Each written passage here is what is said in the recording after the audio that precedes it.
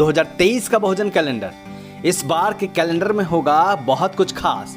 जानिए उन बहुजन स्थलों के बारे में जो महत्वपूर्ण हैं।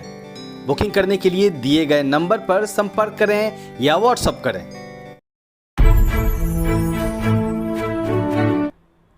एक कहावत है गांव में कि जो गरीब की जोरू होती है वो पूरे गांव की भौजाई होती है। भौजाई मतलब भाभी। हमारे गांव में एक कहावत कही जाती है, आपने भी सुनी होगी। कांग्रेस को नया अध्यक्ष मिल गया है, राष्ट्रीय अध्यक्ष। राष्ट्रीय अध्यक्ष बने हैं मल्लिकार्जुन खड़गे, जो कि कांग्रेस के वरिष्ठ नेताओं में से एक हैं।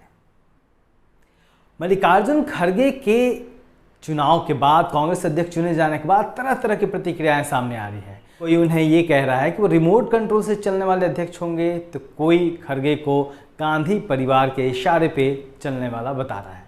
बसपा प्रमुख मायावती ने कहा है कि मल्लिकार्जुन खड़गे बलि का बकरा है और कांग्रेस जब जब कमज़ोर होती है वो दलितों का सहारा लेती है और कांग्रेस पर जम निशाना साधा है।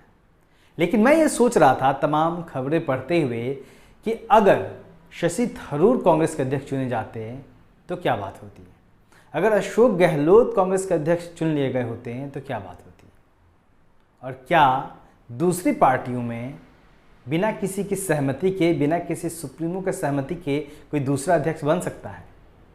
भारतीय राजनीति को आप देखेंगे तो जो बीजेपी लगातार लांछन लगा रही है मल्लिकार्जुन खड़गे पे, वो शायद भूल गई है कि उसने अपने इकलौते दलित राष्ट्रीय अध्यक्ष का, मतलब अपनी पार्टी के इकलौते दलित राष्ट्रीय अध्यक्ष का, जो बंगारू लक्ष्मण थे, क्या हाल किया था। छोटे से मामले में भारतीय जनता पार्टी ने उनके साथ खड़ी नहीं हुई और बंगारू लक्ष्मण का करियर डूब गया। जबकि ऐसे ही मामले में उस समय के कद्दावर नेता छत्तीसगढ़ के जो ठाकुर थे, जुदेव, दिलीप सिंह जुदेव, वो भी पकड़े गए थे। उन्हें बाद में भारतीय जनता पार्टी ने सांसद भी बनाया था। तो आखिर ऐसा क्या है कि जब भी कोई दलित किसी बड़े पद पर जाता है तो उसको लेकर बहसें शुरू हो जाती हैं, कोई उसे सीरियसली लेने को तैयार नहीं होता, ना पार्टी, ना विपक्ष, ना कोई और, ना पत्रकार और ना मीडिया। आखिर खड़गे का, जब हम मल्लिकार्जुन खड़गे का राजनीतिक करियर देखेंगे तो आपको साफ साफ दिखेगा कि मल्लिकार्जुन खड़गे देश के उन चुनिंदा नेताओं में हैं जिनकी जनता के बीच में अपनी एक पकड़ है। मल्लिकार्जुन खड़गे देश के उन कद्दावर नेताओं में से हैं जिनको बहुत बाद में उत्तर भारत के लोगों ने जाना कि वो दलित हैं।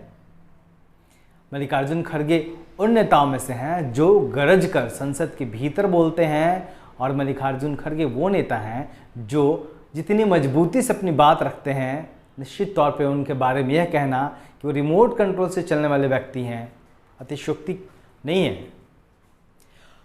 चिंता की बात तो तब हो जाती है जब बहुजन समाज के राजनीतिक दल भी दलित राजनेताओं का वेलकम करने की बजाय उन पर निशाना साधते हैं।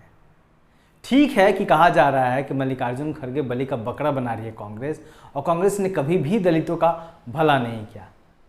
लेकिन मुझे याद आ रहा है सुशील शिंदे का नाम। कांग्रेस पार्टी ने उन्हें गृह मंत्री बनाया था और सुशील शिंदे, उनके पास पावर मिनिस्ट्री भी रही थी, और सुशील शिंदे इकलौते ऐसे अभी तक की राजनीति में, भारत के इतिहास में नेता हुए हैं जो दलित समाज के होते हुए भी गृह मंत्री के पद तक पहुंचे हैं। कांग्रेस ने जगजीवन राम को बड़ा मौका दिया, उन्हें उप प्रधानमंत्री बनाया गया। हालांकि जगजीवन राम मनुवाद के शिकार हुए और उनको प्रधानमंत्री बनने से रोक दिया गया, और इसके लिए निश्चित तौर पे कांग्रेस के नेताओं को माफ़ नहीं किया जा सकता। लेकिन क्या अगर जगजीवन राम प्रधानमंत्री नहीं बन पाए तो इसके पीछे कांग्रेस थी? नहीं। अगर जगजीवन राम प्रधानमंत्री नहीं बन पाए तो इसके पीछे मनुवाद था, जातिवादी थे जो नहीं चाहते थे कि एक दलित व्यक्ति मुख्यमंत्री बने।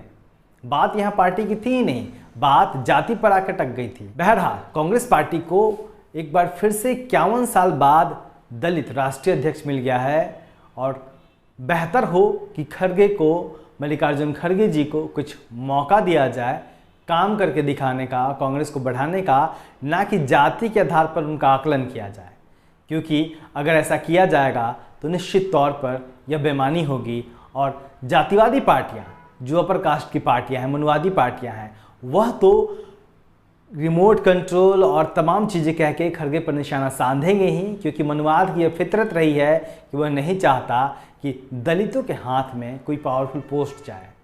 लेकिन जो दलित राजनीतिज्ञ हैं, जो बहुजन समाज के हितैषी राजनीतिज्ञ हैं, उन्हें इस तरह के बयानों से बचना होगा और कहीं ना कहीं राजनीतिक प्रतिद्वंदिता होने के बावजूद भी समाज के नाते थोड़ी सी मोहलत तो देने बनती है। देखते रहिए दलित दस्तक। जय भीम। और हमारे चैनल को सब्सक्राइब भी कर लीजिए भाई। बहुजन नायकों के जीवन और बहुजन इतिहास को बताने वाला कैलेंडर आज ही बुक करिए अपने हिस्से का बहुजन कैलेंडर सिर्फ 60 रुपए में।